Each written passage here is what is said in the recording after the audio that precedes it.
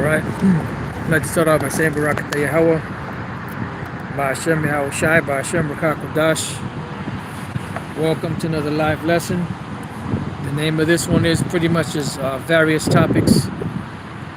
Today's date is April 13th, 2021. The year of hastening the coming of our Lord Yahweh Ba'ashem Yahweh Shai. This is just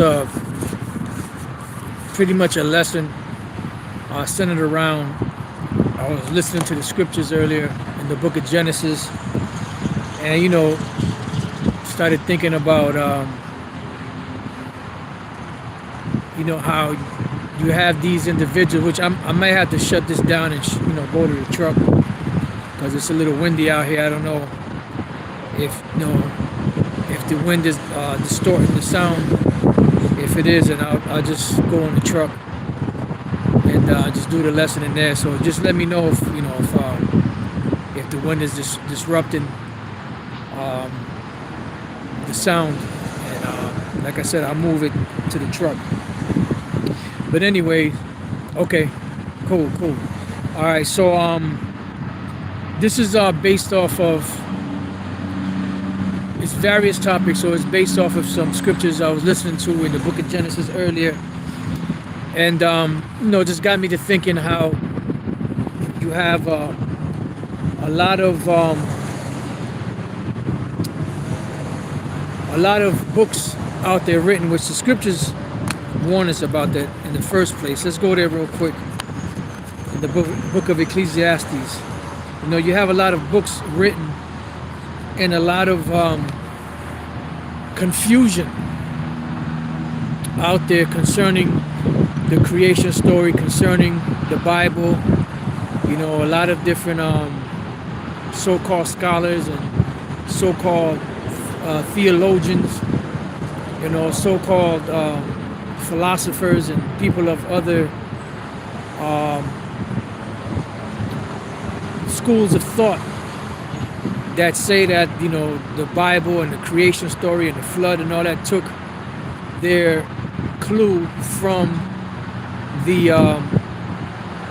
Mesopotamia, from Sumer, the Enuma Elish and all of those other books. They're trying to say that the Bible pretty much bit those stories, and that's not the case. The problem is, when it comes to that, is that, like, I was meditating on this, like, okay, let's say a breaking story happens and you have different news outlets out there. You have NBC, CNBC, you have ABC, you have Channel 13, Channel 9, or whatever local news you have in your area. Then you have your RTs and your CNNs, your Al Jazeera, Press TV, so on and so forth. And a breaking story happens, and let's say RT reports on that breaking news, and then later on in the day NBC reports on it. Now, was NBC biting off of RT? No. It was a breaking news. It was something that actually happened, but one particular person that witnessed it wrote it down before the other people were able to do it. And this is the case with the creation story, with the flood story, and all of that. You got to remember that everything back then that happened, people knew about it back then, and they were talking about it. So just because they were talking about it, and you had a book that was written before the actual Bible was written, does not mean that those particular people came up with those stories, that they were the originators of those stories. Everything was oral back then. And this is the reason why the Lord had respect unto Abel and his sacrifice, and he didn't have respect unto Cain and his sacrifice. So now, why would the Lord put someone at fault if they don't know? The scriptures even say that the Lord said that at our ignorance he winked at.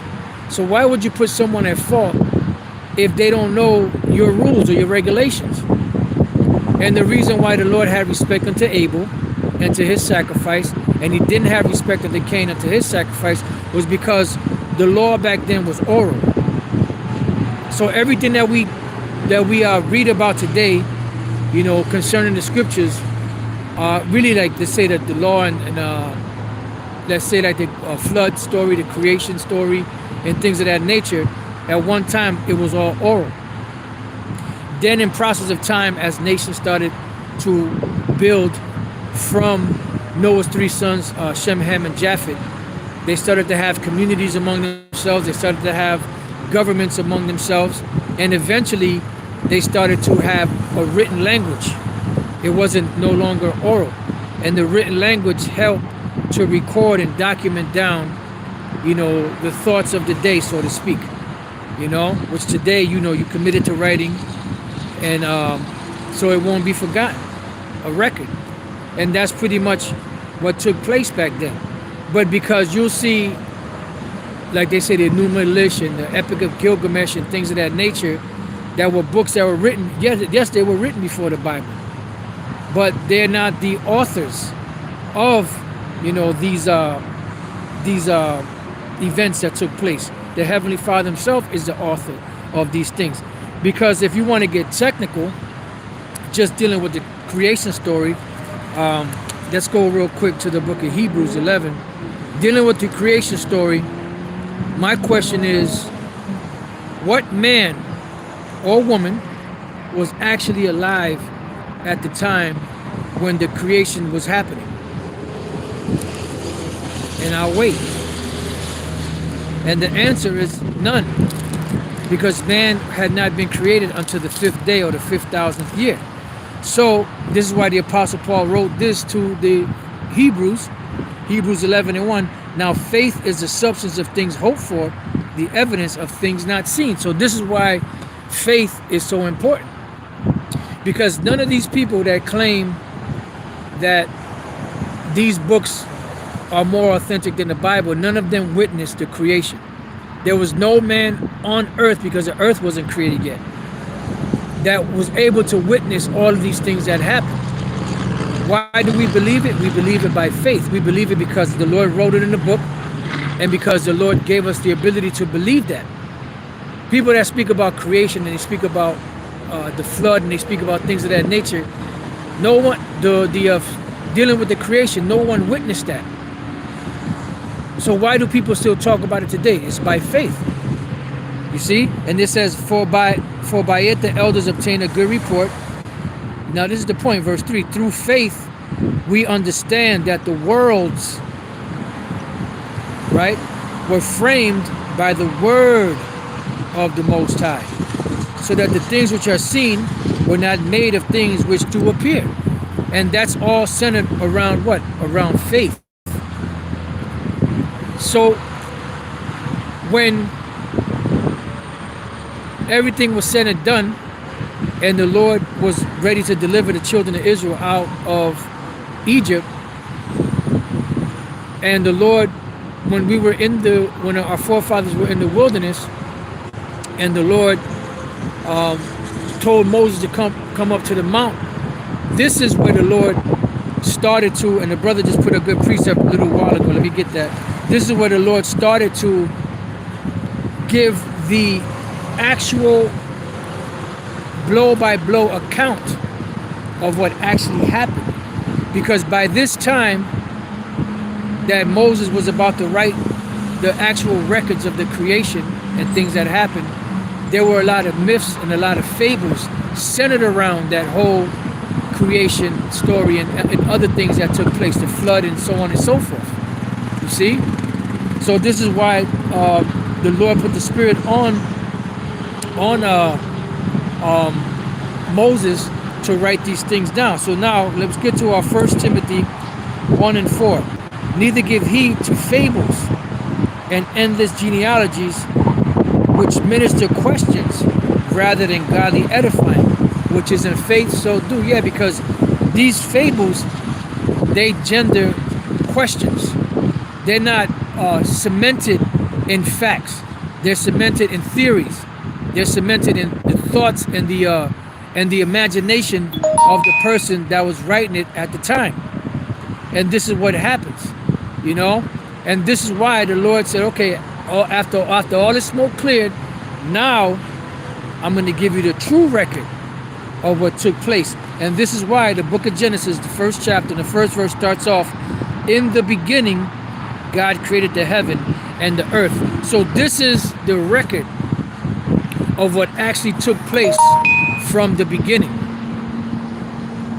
But what happened was, at the time when man began to multiply on the earth,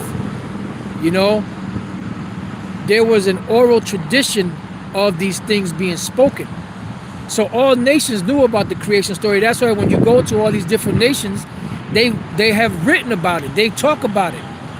Every nation out there speaks about the flood. Every nation out there speaks about, the creation story. Does that make them the authors of it? No. They heard what went down and they wrote it down, because everything back then was oral. And eventually somebody wrote it down. Just like if a breaking story happens and one news company reports on it, that doesn't make them the author of that story. That only makes them one of the people, or one of the first people that reported on it. But that doesn't make them the authors of that story. And this is why the Lord came back and told Moses exactly how it went down. There's a reason why Moses was up in the mountain for 40 days and 40 nights. And the Lord didn't only give him 10 commandments. He gave him the books that we read about from Genesis to Deuteronomy, the first 5 books. And then also he showed him many great mysteries, which we're going to read about. But before I read that precept in the Apocrypha, what I want to do is I took some still shots of Genesis creation narrative from Wikipedia, right? And see, this is where a lot of confusion comes in. That's why the Lord said he's not the author of confusion. Because when man tends to try to control and tell the narrative of the Heavenly Father, they tend to write things down according to what they feel, according to their theories, according to their beliefs, according to their philosophy, not according to the facts of what actually happened. And this is what it says. It says the Genesis creation narrative is the creation myth. See, there you go with the word myth, of both Judaism and Christianity. The narrative is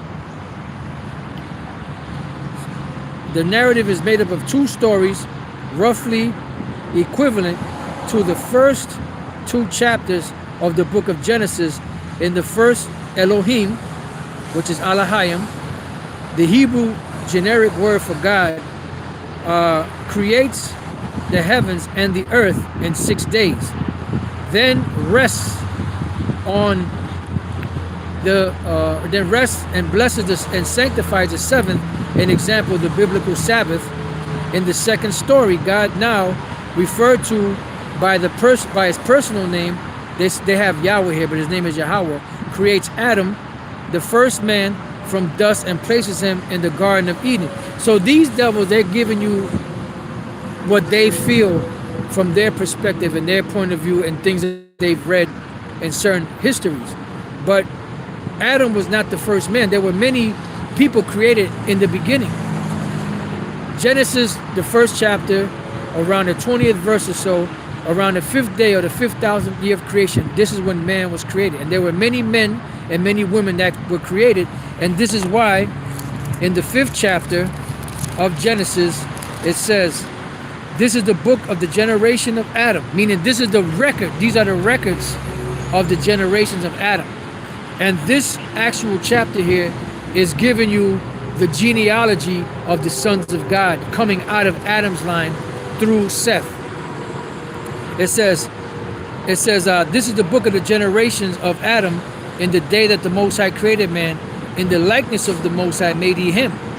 Male and female created he them, and blessed them, and called their name Adam in the day when they were created. So there were many people created in the beginning, both male and female. When you read Genesis, the first chapter, around the 20th verse or so, it says, and the powers said, because the word there, God, they said Elohim, it is Alahayim. Alahayim is the plural way of saying God. So you could say gods. So, and the gods, and the powers, and the Alahayim said, let the waters bring forth abundantly the moving creature. Is not man a creature? Was not man created? The word creature does not mean, some beast. The word creature does not mean some monster. The word creature simply means to create. So the Lord said, and the power said, let the waters bring forth abundantly the moving creature that hath life. Does not man have life? Are they not a creature? Do they not move? And fowls that may fly up above the firmament in the open firmament of heaven. So in the beginning there were many men and women created. Going back to the history. This is why I said, and the powers blessed them and called their name Adam. So going back to this madness here, it says,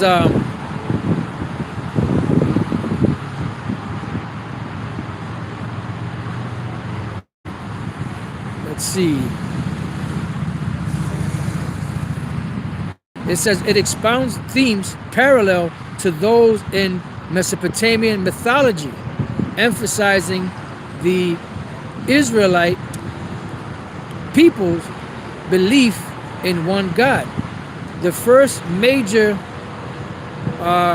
comprehensive draft of the Pentateuch, which are the first 5 books of Moses, as they call it, the first 5 books, the series of 5 books which began with Genesis and ends with Deuteronomy, was composed in the late 7th or 6th century BC. The Jewish source, and so you see, like, they got all these different so-called things that they're quoting from, because, like I said before, just because someone reports on something first does not make them the authors of that story. And this is the problem with these devils, and this is the problem with these jakes that study all this stuff that Esau puts out there. They get confused. And this is why the scriptures speak about stumbling blocks. There are many stumbling blocks out there. This is the book of Ecclesiastes chapter 12, verse 12. And further by these, my son, be admonished of making many books. There is no end. Many books of what? Many books of who the Most High is, of the creation, of the flood, of this took place and that took place, and how it took place. This is why the Lord came to Moses and set the record straight and said, this is the record. This is how it went down. This is what actually happened.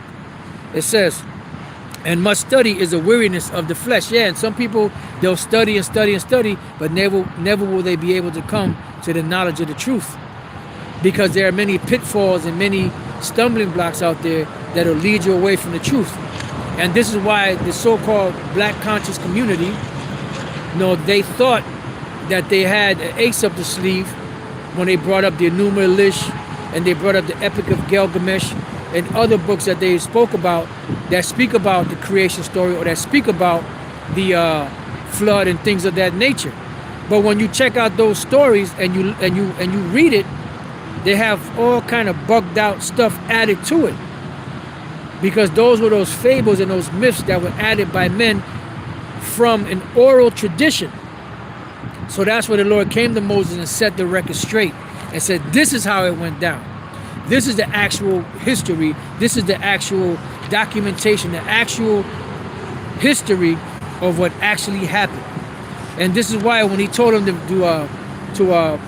make the ark and the sanctuary, he said, make sure that you make it according to everything that you witnessed on the mount, because the Most High is very specific.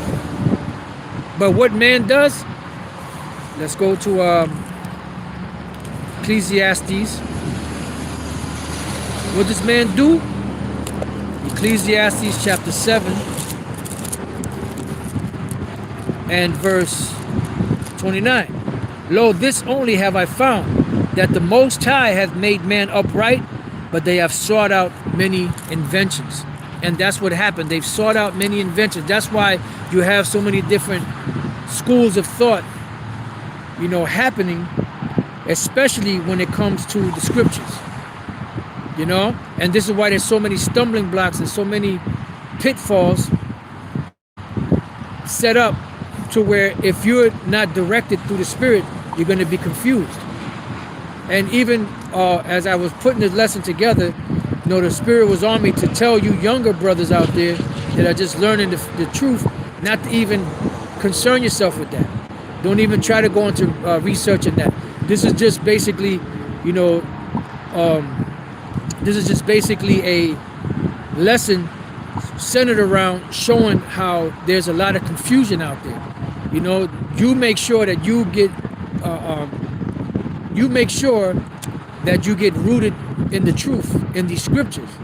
And then when you're built up enough, then you can go and you can read these different things, and then you'll be able to discern. But right now, you're still in that baby stage. You're still sucking that milk. You're still sucking the milk like a baby sucks on his mother's breast. So your main concern is to get your foundation sure, your foundation secure. So the word for inventions is khashabawan, device, invention, a contrivance that is actual or warlike machine or mental, a machination. And a machination is the invention of the mind of someone. This is what the scriptures speak about, cunningly devised fables. A cunningly devised, matter of fact, let's get that. Let me see if I can find that. Just bear with me 1 second while I find that.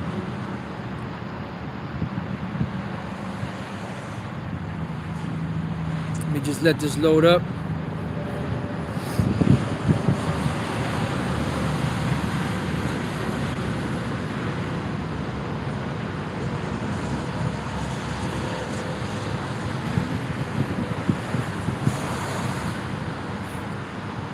I spelled it.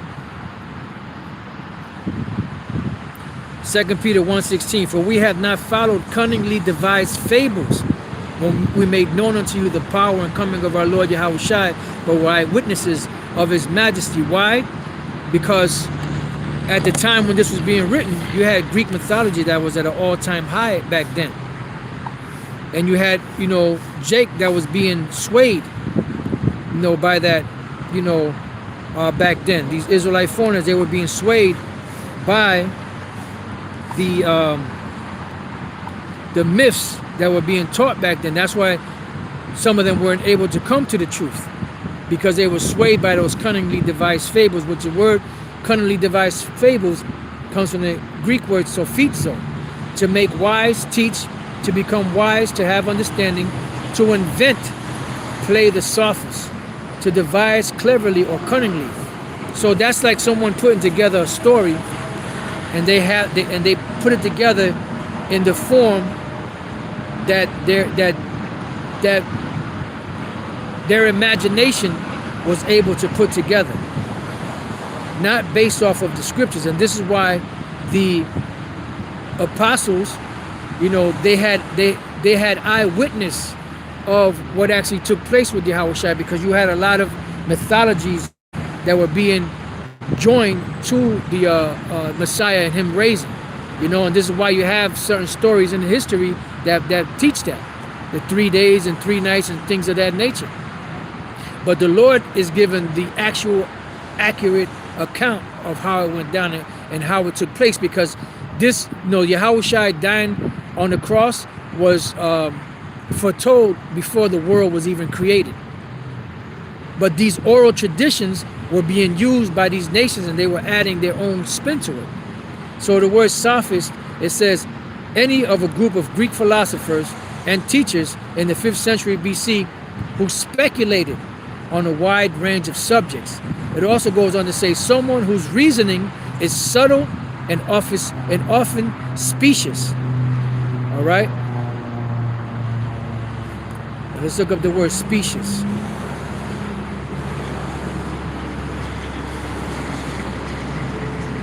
Specious, plausible but false. And that's what a sophist was a person that claimed to be wise, but their knowledge was flawed. and they often brought cunningly devised fables to be able to paint their narrative. And this is what's happening with the black unconscious community. It says, based on pretense, deceptively pleasing. So it's deceptive, very deceptive. All right. So let's go to this one more verse, and then I'm going to move on to the next point. 2 Ezra 14:1. And it came to pass upon the third day, I sat under an oak, and behold, there came a voice out of a bush over against me, and said, Esdras, Esdras. And I said, Here am I, Lord. And I stood up upon my feet. Then said he unto me, In the bush I did manifestly reveal myself unto Moses, and talked with him when my people served in Egypt. And I sent him and led my people out of Egypt, and brought him up to the mount of Sinai, where I held them by me a long season. See? And told them many wondrous things, because the Lord was setting the record straight as to what actually took place, that all of these nations only heard about through oral tradition.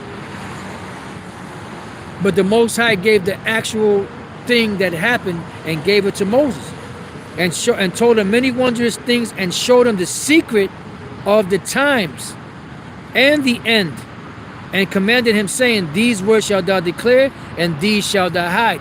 So there was only certain words that he brought out, because you best believe if the Lord would have allowed Moses to write down these mysteries or other mysteries that he wrote about, these other nations would have put a spin to it. And that's what these devils do. All right, now what I want to do is I want to switch gears to another point that I was listening to earlier in the book of Genesis, in the 13th chapter, which kind of hit me, which was like, this is a chapter where it speaks about Abraham, receiving riches, so on and so forth. But,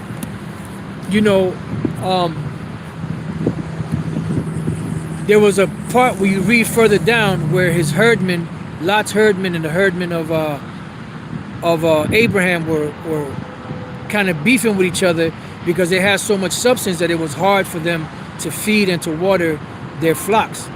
And there was a certain thing that happened where the Lord told, where Abraham told Lot, pretty much, look, I don't want to, in so many words, look, I don't want to fight with you.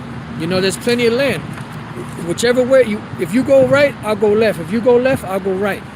And Lot looked towards Jordan, and he saw that it was very well watered. And he saw the vegetation, he saw the greenery and the trees and everything, how beautiful it was and how fruitful it was. And he went in that direction. And that direction was where Sodom and Gomorrah and the other cities were. Sodom, Gomorrah, Admah, Zeboim, and Zoar. Those are the 5 cities. And he went in that direction. But there's a point, in there that I want to bring out about the vegetation and the watering of that place and how it was, right? It says Genesis 13, because I pretty much told you the plot, so to speak. So Genesis 13, and I was going to read from the first verse down, but pretty much you already know. I'll start at 8. And Abram said unto Lot, Let there be no strife, I pray thee, between me and thee, and between my herdmen and thy herdmen, for we be brethren. Is not the whole land before thee? Separate thyself, I pray thee, from me. If thou wilt take the left hand, then I will go to the right. Or if thou depart to the right hand, then I will go to the left. And Lot lifted up his eyes and beheld all the plain of Jordan, because you have the river Jordan, or the Jordan River, and it was well watered everywhere. I'm going to read that again. And Lot lifted up his eyes and beheld all the plain of Jordan, that it was well watered everywhere. I'm going to read it one more time. And Lot lifted up his eyes and beheld all the plain of Jordan, that it was well watered everywhere, before the Lord destroyed Sodom and Gomorrah, even as the garden of the Lord, like the land of Egypt, as thou comest unto Zoar. So the point is that the land where he was going to, which was watered by the Jordan River, It had many trees and vegetation. It was well watered. You know, you had different streams and everything, and it was beautiful before the Lord destroyed Sodom and Gomorrah and the other cities. So what happened? The vegetation dried up. There's another scripture that brings that out. I'm not sure exactly where it is, but the vegetation dried up, the waters dried up, the fruitful soil of the land stopped bearing, you know, these fruits. And when I heard that, it reminded me of America and how the Lord's going to destroy all of America, and all these waters that you see in America, they're all going to be dried up. Okay, so I got a couple of precepts on that. Let's go first and foremost to Isaiah the 34th chapter. And Isaiah the 34th chapter is a chapter, the Lord warning all of these different nations that the nation that's ruling today, the Edomites, they're going to be destroyed, and their land is going to be destroyed. The land being here in America. It's not talking about ancient Petra or Edom. It's talking about here in America, because ancient Petra or ancient Edom was not destroyed by fire. It was not destroyed by nuclear destruction, and that land is going to be inhabited again. The Lord said, when this place is destroyed, it'll never be inhabited again, because that land is going to be given as an inheritance to the tribe of Judah. You can read Amos, the 9th chapter, 12th verse. You can read Obadiah, the 1st chapter, the 19th verse. So the land of Edom will not be destroyed in this fashion, to where there will never be an inhabitant there again, because the tribe of Judah will inherit that land. So what is Isaiah 34 talking about? It's talking about the new capital of Esau, which is America, Babylon the Great, the new Basra. All right, so Isaiah 34, and we're going to go straight to the point. We're going to go to verse 8. For it is a day of the Lord's vengeance and the year of recompenses for the controversy of Zion. So the Lord is judging these nations, and specifically Esau, who is the head of these nations today, who is the one that has sway over the whole entire planet. That's why the scriptures say that Esau is the end of the world and Jacob is the beginning of it that followeth. They're going to be the ones ruling when the Lord comes back to bring forth his judgment, and they're the main people that the Lord has a beef with when it comes to the controversy of Zion, for what these nations, beginning with Esau, have done to our people, the so-called Negroes, Latinos, Native American Indians, which are the nation of Israel. And wherever they may be scattered and whatever they may look like, as long as their lineage and line goes back to one of the tribes of the nation of Israel, from Judah all the way down to Issachar. So verse 9 says, and the streams, what are streams? Those are waters. And the streams thereof shall be turned into pitch. See? And what is pitch? Well, let's get it. Let's go to that same chapter. You know, you have burning pitch. You know, you have when the Lord dries. What is that? Isaiah 34. When the Lord dries, when you see the fire hit, or when fire destroys places, then you have the residue, which is that pitch. You know, and this is what the Lord told Noah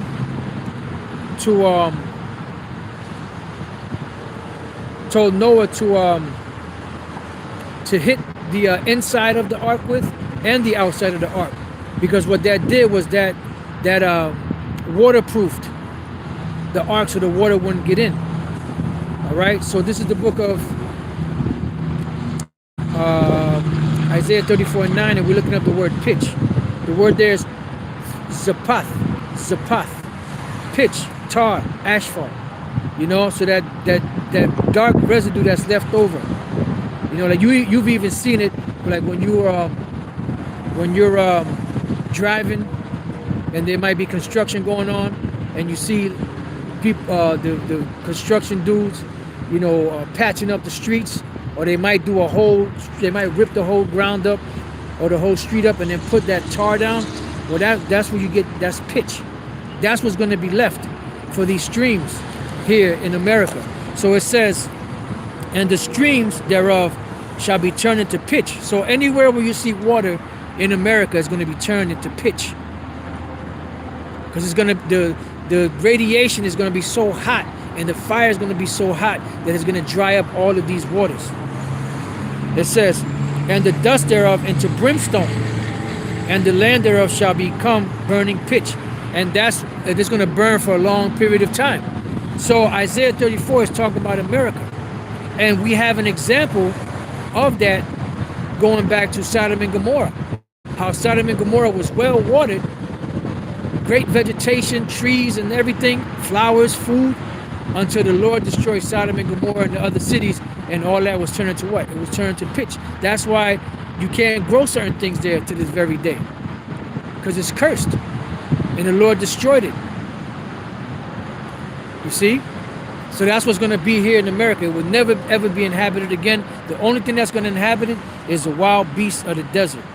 It shall not be quenched night nor day, because it's going to burn for a long period of time, which just brings to mind what? Revelation 18. It says, the smoke thereof shall go up forever from generation to generation. Now, when we read the history of Sodom and Gomorrah and those other three cities, it said that Abraham, where he was at, he saw the smoke going up from that destruction. So the nations around the world are going to see it. The ones that are not too far, they'll see it. They'll physically see it with their eyes. But the ones that are on the other side of the world will see it via the satellite. You know, through their satellite dishes or whatever they have in their homes, and it'll be breaking news. America has just been destroyed by thermonuclear destruction, and these nations will see the fire going up, and then you see the top elite of these nations and the merchants, you know, upset because they're not going to be able to make no more money off of this hoe. It says, let's go back. It says, it shall not be quenched night nor day. The smoke thereof shall go up from generation to generation. It shall lie waste. None shall pass through it forever and ever. And the only thing that will be here are those desert creatures. All right. Now, let's go from there to the book of Revelation. Since we spoke about Revelation, let's go to Revelation chapter 18. We're going to jump around a little bit in Revelation 18. 18 and 1. And after these things, I saw another angel come down from heaven, having great power, and the earth was lightened with his glory. And he cried mightily with a strong voice, saying, Babylon the Great is fallen. Is fallen. This is dealing after the destruction, when all of this is totally burnt up. There won't be no waters left, no grass, no buildings, no streets, no cars, no planes, no helicopters, no trees, no nothing, no people, nothing.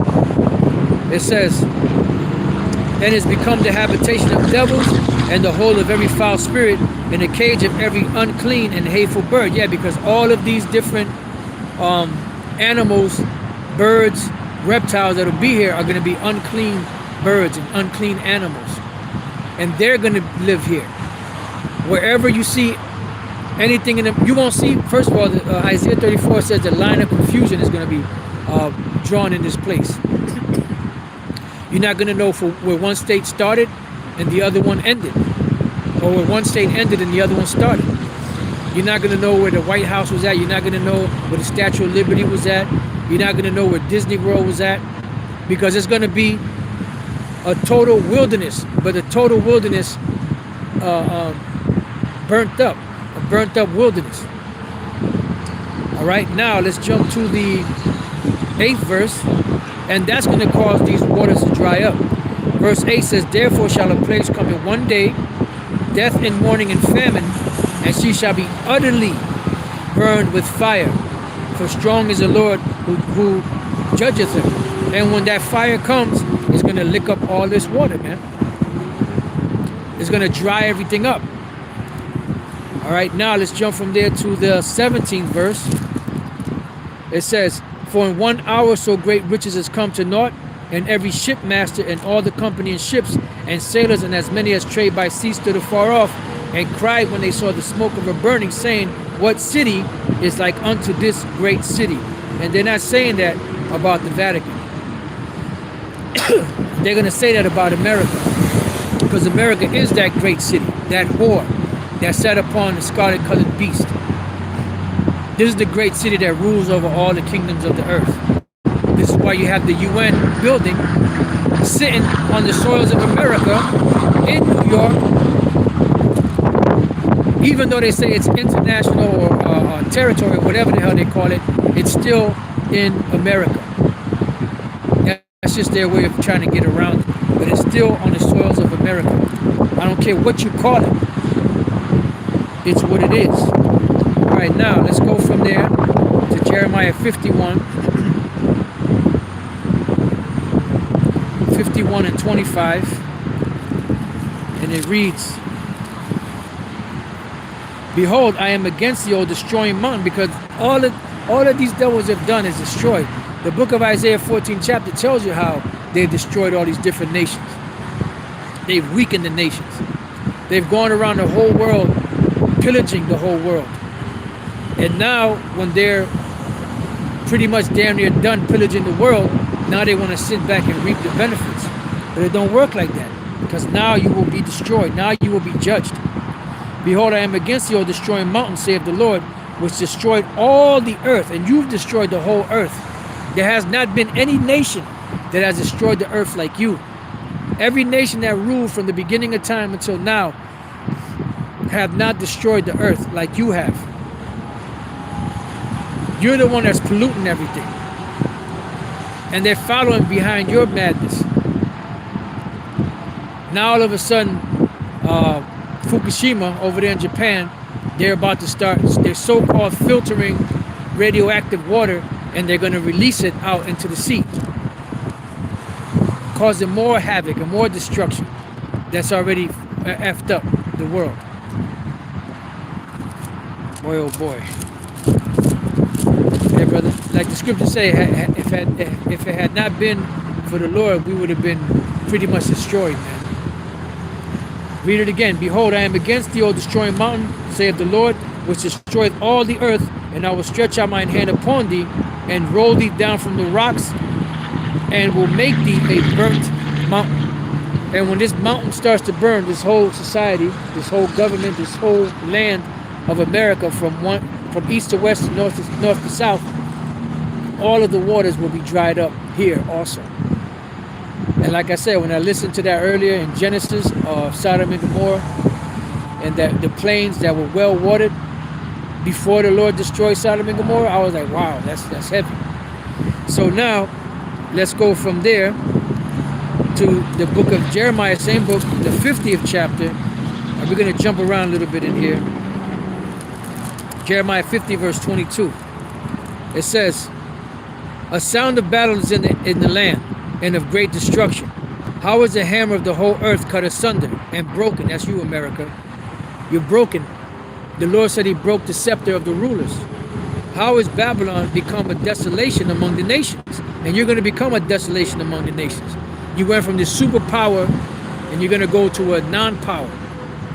I have laid a snare for thee, meaning a trap, and thou art also taken, O Babylon. So the more you push your New World Order and your agenda, the closer you get to your destruction. And thou wast not aware, thou art found and also caught, because thou hast striven against the Lord, because you're fighting against the Lord, and he's going to kick you in the ass. The Lord hath opened his armory, which is what? His missiles, and has brought forth the weapons of his indignation. What are the weapons of his indignation? Nuclear weapons, these nuclear missiles. It says, for this is the work of the Lord power of hosts in the land of the Chaldeans. And America is the modern day Chaldeans, which the Chaldeans were the wise men back then in this time. It's come against her from the utmost border, open her storehouses, cast her up as heaps, and destroy her utterly, let nothing of her be left. So there will not be anything left here.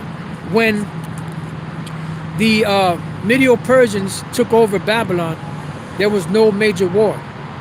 It was just a takeover. There were no fires, there was no destruction. It was just a takeover. Darius the Mede came in and took over Belshazzar, I believe his name was Belshazzar. I think Belteshazzar was Daniel, and Belshazzar was the king. And just took them over. There was no great war. There was no great fire that destroyed Babylon. Babylon was not decimated. It was not totally destroyed. It's still there to this day. So what is this talking about? This is talking about here, modern day Babylon, which is America, Babylon the Great. Say all her bullocks, let them go down to the slaughter. Woe unto them, for their day has come, the time of their visitation, because the Lord is visiting you. All of these prophets that you're seeing is the Lord visiting you in the last days. The voice of them that flee and escape out of the land of Babylon, to declare in Zion the vengeance of the Lord our power, the vengeance of his temple. And this is why the Lord is destroying this place, to revenge us. Because ever since the devil, Edomites, came to this land, from Canada all the way down to South America, they've caused nothing but misery to the so-called natives that were here, which were also tribes of Israel. Those are the 10 tribes of Israel. Then you had Judah, Benjamin, and Levi, the southern kingdom, brought over here during the 1500s, mainly into the 1600s, and they were made to serve slavery and serve as slaves for nothing, for no pay, lynched and castrated and killed and raped, you know? So the Lord is going to pay you back. The Lord is going to pay you devils back. It says, call together the archers against Babylon. The archers are a representation of those nations around the world that have the missile capability. All you that bend the bow is the nuclear silos. Camp against it round about, let none thereof escape, because you're not going to escape. Anything that's on the shores of America, when the destruction comes, is not going to escape. Recompense her according to her work. And you've done a disaster of work on the planet. It says, according to all that she hath done, do unto her. So this place, when it goes up in smoke, is going to get pummeled. When it goes up in smoke, it's going to get pummeled. All right? It says, do unto her, for she hath been proud against the Lord. For she hath been proud against the Lord, against the Holy One of Israel. And you're puffing against the Lord. You think you can fight against the Lord. The Lord is going to smash you. Therefore shall her young men fall in the streets, and all her men of war shall be cut off in that day, saith the Lord, because the Lord is coming back as an angelic power. He's not coming back as a man. You're going to be fighting an impossible fight. Behold, I am against thee, O thou most proud, saith the Lord power of hosts, for thy day is come, the time that I will visit thee. And the most proud shall stumble and fall, just like your man, Creepy Joe, was falling up them stairs. And the most proud shall stumble and fall, and none shall raise him up. And I will kindle a fire in his cities, and it shall devour all round about him. And that includes all of the waters of this place. It's going to be pitch. Now let's jump to the 35th verse. A sword is upon the Chaldeans, your wise men, saith the Lord, and upon the inhabitants of Babylon, and upon her princes, and upon her wise men. So all of your scientists, your witches, your warlocks, your prognosticators, you know, all of you so-called wise men of Babylon, of America, the Lord is going to visit every last one of you, man. It's going to be a sword upon you. What is that sword going to be? Those nuclear missiles. So any of you that are left here on the shores of America, I don't care how deep underground you are, the Lord is going to take you there. I don't care what mountain retreat you got, the Lord's going to get you there. Deep underground military bases, the Lord's going to get you there. This is going to be your grave. America will be your grave. You will not escape America. The only ones that will escape are the ones that are outside of the shores of America, that are around different parts of the world and wherever their shelters are at. All right, it says a sword is upon the liars. The liars is not talking about somebody that tells lies, because they used to use the scripture back in the days as, oh, see, all you liars are going. No, the liars are those that are sitting and waiting to ambush you. Those are the waiters, you know, sitting in the bush or sitting wherever they at, waiting to jump and pounce on you and attack you. You know, those are the sword is going to be upon them, and they shall dope. A sword is upon her mighty men, and they shall be dismayed, because there's not going to be anything that they're going to be able to do to escape. A sword is upon their horses and their chariots, dealing with your military weapons, and upon the mingled people, because America is that melting pot, that are in the midst of her. And they shall become as women.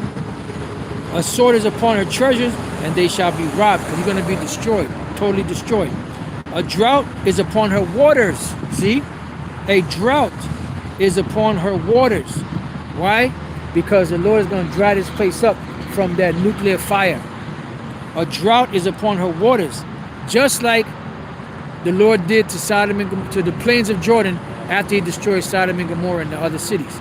All of those waters in that area dried up. That vegetation and all that went away. Same thing is going to happen here in America. A drought is upon her waters, and they shall be dried up. For it is a land of graven images, and they are mad upon their idols. Therefore the wild beasts of the desert with the wild beasts of the islands shall dwell there. And you can, this parallels with what we read in Revelation 18, and you can read Isaiah 34, and it's gonna go into the same exact thing. Isaiah 13 towards the end goes into the same exact thing of the desert creatures that will inhabit Babylon the Great, America, after the destruction and the smoke clears. And the owl shall dwell there, and it shall be no more inhabited forever. The land of Babylon, ancient Babylon in Iraq, is still inhabited to this day. That will not be destroyed. This is talking about America, Babylon the Great. Neither shall it be dwelt in from generation to generation, because this place is going to be finished. As the Most High overthrew Sodom and Gomorrah and the neighbor cities thereof, saith the Lord, so shall no man abide there, neither shall any son of man dwell therein. So this place will never, ever, ever be inhabited ever again. Now the last precept I have is in the book of, back in Jeremiah 31, and we're going to go to the verse 36 to 44, and we're going to end it there.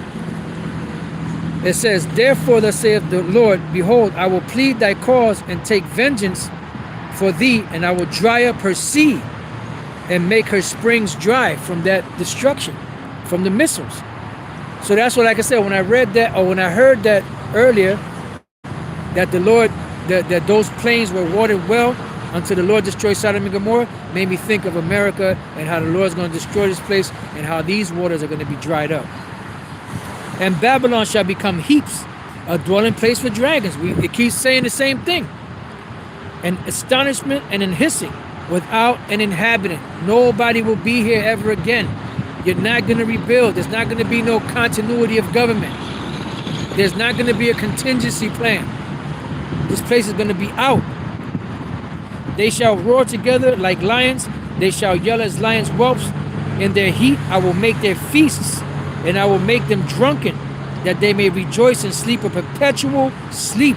And you will sleep a perpetual sleep, and not wake, saith the Lord Yahweh Shemel Shai. I will bring them down like lambs to the slaughter, like rams with the he-goats, because this place will never be inhabited again.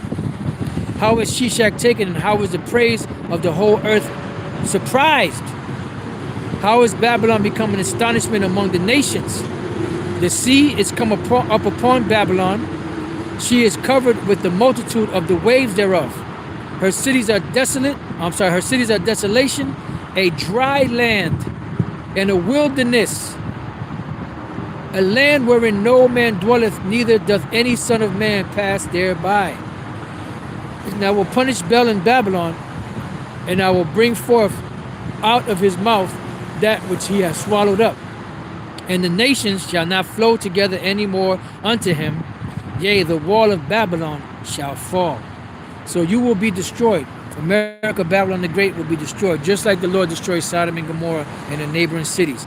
Your waters will be dried up. There will be nothing here. Your great lakes and your different rivers, your streams, your ponds will all be dried up from this nuclear destruction. And this place will never be inhabited again by man. Only wild beasts of the desert will be here inhabiting this place. So with that, I pray that you brothers have been edified. Till the next time I say Shalom.